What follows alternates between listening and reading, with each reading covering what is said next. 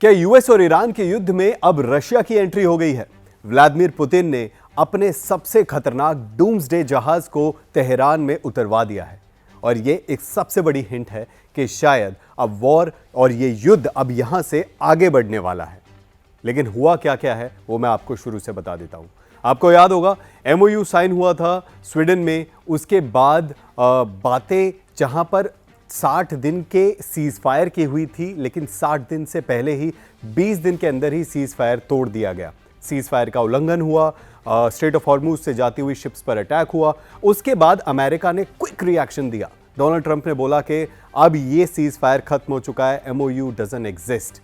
उसके बाद अमेरिका ने ताबड़तोड़ एक के बाद एक बम गिराए हैं ईरान पर। उसके बाद ईरान ने भी अमेरिका के जितने भी बेस हैं खाड़ी देशों में, मिडिल ईस्ट देशों में, उन सभी पर भारी बमबारी करी है। लेकिन पूरी दुनिया जहां ये सोच रही थी कि एक तरफ अब ये युद्ध खत्म होने की कगार पर है, ये युद्ध अब खत्म तो नहीं लेकिन इससे एक बहुत विशाल रूप ले लिया है, बहुत ही अब खतरनाक रूप इस मोड़ जो है इस युद्ध ने ले लिया है। अब रशिया कहीं ना कहीं एंटर कर चुका है इस युद्ध में। वो कैसे, वो मैं आपको बता देता हूं। आप सभी को लग रहा होगा कि रशिया ऑलरेडी यूक्रेन के साथ एक युद्ध में अभी भी संघर्ष कर रहा है। कभी यूक्रेन अटैक करता है रशिया पर, उनकी ऑयल फैसिलिटीज़ को, उनकी रिफाइनरीज़ को उड़ा देता है, और अगले दिन रशिया जो है फिर कीव पर अटैक करता है और यूक्रेन के अलग अलग ठिकानों पर भारी बमबारी करता है। तो रशिया ईरान में कैसे आएगा?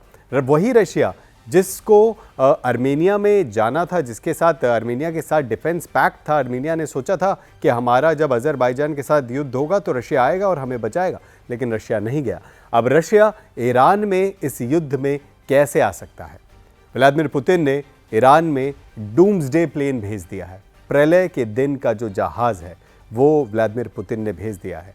जो आप पिक्चर्स में देख रहे होंगे मेरे पीछे, वो एक डूम्सडे प्लेन है। ये प्लेन खास तौर पर उस दिन के लिए बनाया गया है जब दुनिया में युद्ध हर जगह होगा, न्यूक्लियर वॉर छिड़ जाएगा और उस न्यूक्लियर वॉर में कोई ऐसी जगह नहीं बची होगी जहां पर लैंड किया जा सके, रुका जा सके, और सिर्फ ये प्लेन ही वो जगह रहेगी जहां से देश के राष्ट्रपति होंगे, आर्मी के चीफ होंगे, वो कमांड सेंटर में बैठकर कोई आखिरी निर्देश, कोई ऐसा निर्देश जो कि उनके देश को बचा सकता है, वो दे सकते हैं। डूम्सडे जहाज़ के बारे में मैं आपको थोड़ा और बता देता हूँ। डूम्सडे जहाज़ एक बहुत ही अलग तरीके से बनाया हुआ एक स्पेसिफिक, एक ऐसा एडवांस्ड एयरक्राफ्ट है जिसमें वो पूरा, आप लगाइए, पूरा होटल है।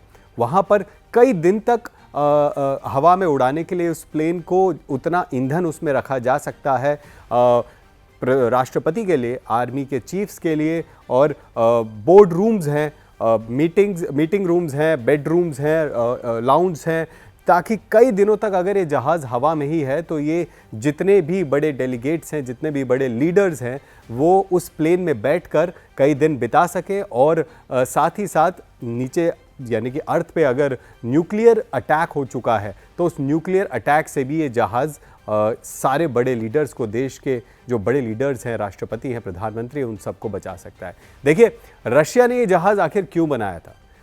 अमेरिका के पास भी एक ऐसा ही जहाज़ है।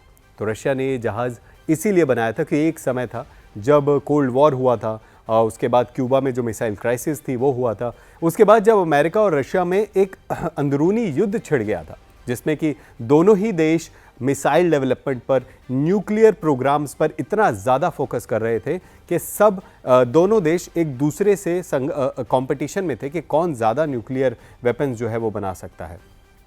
उस वक्त रशिया ने और अमेरिका ने, दोनों ने यही सोचा कि अगर ऐसी नौबत आई कि दोनों ही देश इन सारे न्यूक्लियर वेपन से अटैक करते हैं, अगर अमेरिका ने रूस पर कभी न्यूक्लियर वेपन से अटैक किया तो उसके बाद कितने न्यूक्लियर वेपन्स रशिया पर गिरेंगे और उन न्यूक्लियर वेपन से आखिर क्या क्या जो दिक्कतें हैं वो आ सकती हैं। उन सब का अनुमान लगाकर ये समझा गया कि शायद रशिया में या फिर अमेरिका में कोई ऐसी जगह नहीं बचेगी जहां पर न्यूक्लियर रेडिएशंस ना पहुंचे, चाहे वो ज़मीन में हो, चाहे वो पानी के नीचे हो। उसके बाद इस जहाज़ को इन्वेंट किया गया। इस जहाज़ में ख़ास तौर पर ऐसी चीज़ें बनाई गई हैं, ऐसी चीज़ें लगाई गई हैं जो कि न्यूक्लियर रेडिएशन को रोक सकती हैं। इस जहाज़ में स्पेसिफिकली कोई खिड़की नहीं है, ताकि जितने भी फ्लैशेस आते हैं, बम फटने के फ्लैशेस आते हैं या फिर सन की जो फ्लैशेस है वो आते हैं, वो अंदर बैठे हुए लीडर्स को, जितने भी अंदर बैठे हुए लोग हैं उन पर कोई असर नहीं डाल सकते। इस जहाज़ को स्पेसिफिकली ऐसी वेंटिलेशन दी गई है जिससे कि न्यूक्लियर रेडिएशन अंदर ना आ सके। अगर कहीं नौबत आई कि जहाज़ को लैंड भी करना है और वहाँ पर न्यूक्लियर रेडिएशंस हैं, तो ऐसी एयर वेंटिलेशन है कि जिससे कि न्यूक्लियर रेडिएशन अंदर ना आ सके। ये जहाज़ एक तरीके से एक कमांड सेंटर है, टू वे कम्युनिकेशन कर सकता है देश के किसी भी रेडियो सिस्टम से। साथ ही साथ अगर सबमरीन्स जो कि पानी के, समुद्र के नीचे काफ़ी अंदर तक अगर कोई संदेश पहुंचाना है, लो फ्रिक्वेंसी वैल्यू का अगर कोई संदेश पहुंचाना है, तो इस जहाज़ से अगर राष्ट्रपति बोलते हैं कि टॉर्पीडो से या फिर सबमरीन से कोई ऐसा न्यूक्लियर बम अटैक करवाना है, वो इस जहाज़ से निर्देश दे सकते हैं और वो लो फ्रिक्वेंसी का जो निर्देश होगा वो सबमरीन तक पहुंच जाएगा और अटैक करना होगा तो वहीं से कराया जा सकता है। ये एक कमांड सेंटर है। यहीं पर बैठकर अगर कोई बड़ा अटैक होता है तो सारे आर्मी चीफ्स जो हैं अपने ज़मीन पर, अगर कोई लोग बचे हैं तो उन तक पहुंच सकते हैं और उनको आगे क्या करना है उसके निर्देश दे सकते हैं। चलिए अब आते हैं कि आखिर ईरान में इस जहाज़ को उतारने का मतलब क्या है, मकसद क्या है। व्लादिमीर पुतिन कहीं ना कहीं जो पूरा रशिया का जो जितना भी स्ट्रेटजी और वॉर स्ट्रेटजी की टीम है वो ये सोच चुकी है कि अमेरिका इस बार पीछे हटने वाला नहीं है और ईरान ने हालांकि धमकी दी है कि उनके पास भी इतने मिसाइल्स हैं कि वो पूरे मिडल ईस्ट को धुआं कर देंगे। वो पूरे मिडल ईस्ट में इतना मिसाइल छोड़ सकते हैं कि मिडल ईस्ट की जितनी इकोनॉमी है, जितना टूरिज़्म है, जितनी उनकी ग्रोथ है, वो वहीं के वहीं रुक जाएगी और पीछे और चली जाएगी।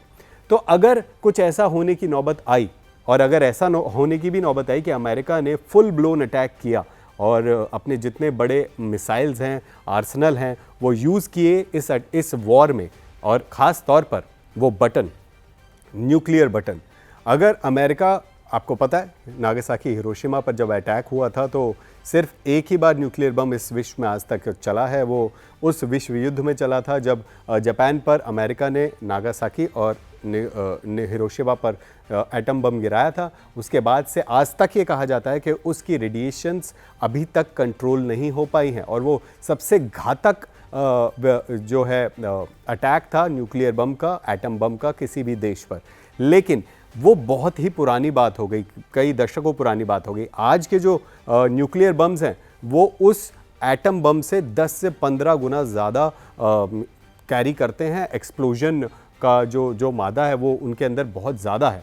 तो अगर ऐसा कोई नौबत आई कि वो लाल बटन डोनाल्ड ट्रंप ने दबाया तो कहीं ना कहीं ईरान की जो लीडरशिप है, खमीनी फैमिली है और जो आर्मी के जो लीडर्स हैं, उनको वहाँ से निकालना पड़ेगा।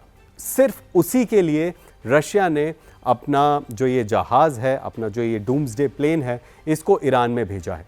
अब ऐसा क्यों? क्या ऐसा करने पर अमेरिका नाराज़ होगा? बिल्कुल, अमेरिका कहीं ना कहीं रशिया पे सवाल उठा सकता है, रशिया को बोल सकता है कि आप इस युद्ध में क्यों ईरान का साथ दे रहे हैं, जबकि डोनाल्ड ट्रंप और व्लादिमीर पुतिन की कुछ समय पहले मीटिंग्स हुई थी, अच्छी मीटिंग्स हुई थी और यूक्रेन और रूस के युद्ध को ख़त्म करने की बात भी हुई थी। लेकिन व्लादिमीर पुतिन भी मतलब आपको सभी को पता है कि इतने स्मार्ट लीडर हैं, कच्ची गोलियां नहीं खेली उन्होंने।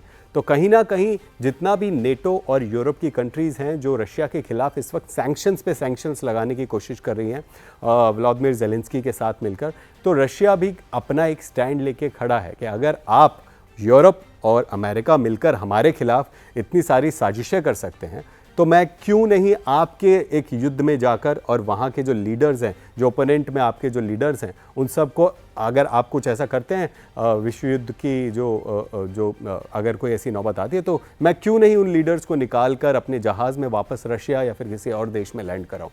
तो ये डूम्सडे जो जहाज़ है कहीं ना कहीं ये एंड गेम है रशिया के लिए और ईरान के इस युद्ध के लिए। लेकिन अमेरिका, अब आपने देखा ही होगा डोनाल्ड ट्रंप ने अभी पिछले बीते दिनों क्या क्या जो बाइट्स हैं वो दी हैं, ऐसे ऐसे बयान दिए हैं जो कि क्लियरली ये शो कर रहे हैं कि अब शायद जो सोच रहे थे लोग कि अब पीस होगा, शांति होगी और ये जो युद्ध है वो ख़त्म हो जाएगा, ऑयल प्राइसेस फिर से कंट्रोल किए जा सकेंगे, ऐसा कुछ भी नहीं हो रहा है। दो चीज़ें हैं, अगर यहाँ से ये युद्ध जो है वो विश्व युद्ध की तरफ बढ़ता है तो पूरी दुनिया के लिए बहुत बड़ा खतरा है। दूसरा, अगर ये युद्ध अमेरिका सर्टेनली अगर ईरान के ऊपर ही अटैक कर कर इस युद्ध को ख़त्म करके स्ट्रेट ऑफ हॉर्मुज पे कब्जा करेगा, तो कहीं ना कहीं डोनाल्ड ट्रंप ने भी सीधा बोल दिया है कि हमने ये अटैक एवं ही नहीं किया, हमें भी यहाँ पे रीइंबर्समेंट चाहिए इस अटैक के लिए, और ईरान को जब हम ख़त्म कर लेंगे तो स्ट्रेट ऑफ हॉर्मुज को हम परमानेंटली कब्ज़ा कर लेंगे और इस पे हम डॉलर्स में जो है रीइंबर्समेंट करेंगे और यहाँ पर टोल टैक्स लगाएंगे, जो अब तक ईरान ने तो नहीं लगाया था, लेकिन Donald Trump being Donald Trump उन्होंने सीधा बोल दिया है कि अगर ये युद्ध खत्म होता है और उसके बाद हम कब्जा करते हैं स्ट्रेट ऑफ हॉर्मुज पे, तो हम यहाँ पर एक टोल टैक्स लगाएंगे। तो ये दोनों चीज़ें कहीं ना कहीं दोनों चीज़ें दुनिया के लिए बहुत ज़्यादा घातक, दुनिया की इकोनॉमी के लिए, जीडीपी के लिए, हर देश के लिए बहुत ज़्यादा घातक साबित हो सकती हैं। अब इस विश्व युद्ध में एक बड़ी अटपटी सी चीज़ है, आपने भी एक पैटर्न नोटिस किया होगा, हर फ्राइडे को, हर वीक के फ्राइडे को डोनाल्ड ट्रंप अपनी जो कुछ ऐसा बयान दे देते हैं जो कि बड़ा ही खतरनाक होता है। हो सकता है कि सारी चीज़ें नॉर्मल चल रही हो मंडे से लेकर थर्सडे तक और मिसाइल अटैक्स भी ना हो रहे हों, अभी तो हो रहे हैं, लेकिन कभी कभी होता है कि जब पिछले हफ्तों में हमने देखा कि अटैक नहीं हो रहे थे, लेकिन फ्राइडे को आके डोनाल्ड ट्रंप एक ऐसी बात बोल देते हैं जिससे कि मार्केट्स जब मंडे को खुलेंगी उन पे कुछ और ही रिएक्शन होता है और मार्केट्स धड़ाम से गिर जाती हैं जब सोमवार को गिरती हैं। तो फिर धीरे धीरे सोमवार से लेकर थर्सडे तक मार्केट जो है अपने आप को बैलेंस करती हैं, धीरे धीरे जो है इक्विलिब्रियम में आती हैं, लेकिन फ्राइडे आते आते डोनाल्ड ट्रंप फिर से कुछ ऐसी बात बोल देते हैं जिससे कि मार्केट्स फिर से गिर जाती हैं। तो ये पैटर्न आखिर किस ओर इशारा करता है, ये भी एक सोचने की बात है। चलिए, लेकिन ये डूम्सडे प्लेन आखिर लैंड क्यों किया है, इसकी जो वजह है वो मैंने आपको बता दी। अब आगे क्या होने वाला है इस युद्ध में, अब जो मिसाइल्स हैं वो मिडल ईस्ट की तरफ जाएंगे। सऊदी अरेबिया ने बोल दिया है कि हमने भी वॉर जो है वो डिक्लेयर कर दिया है और अब हमारी सिचुएशंस अटैक करने की है, डिफेंड करने की नहीं है। तो कहीं ना कहीं सऊदी अरेबिया भी पूरे तरीके से, जो उन्होंने यमन पे अटैक किया है, यमन के एयरपोर्ट पे अटैक किया है, तो कहीं ना कहीं सऊदी अरेबिया, मिडल ईस्ट अब इस युद्ध में पूरे तरीके से शामिल हो चुका है। क्या होने वाला है यहाँ से, ईरान और ज़्यादा अपने अटैक्स को उसको बढ़ाएगा, उनको तेज़ करेगा, तीव्र करेगा, या फिर अब अपने अटैक्स को रोकेगा और अमेरिका के साथ कोई बैठक होगी, ये देखेंगे। जो भी अपडेट आएगा वो हम आपको बताते रहेंगे। बाकी बड़ी खबरों के लिए आप देखते रहिए इंडिया टीवी।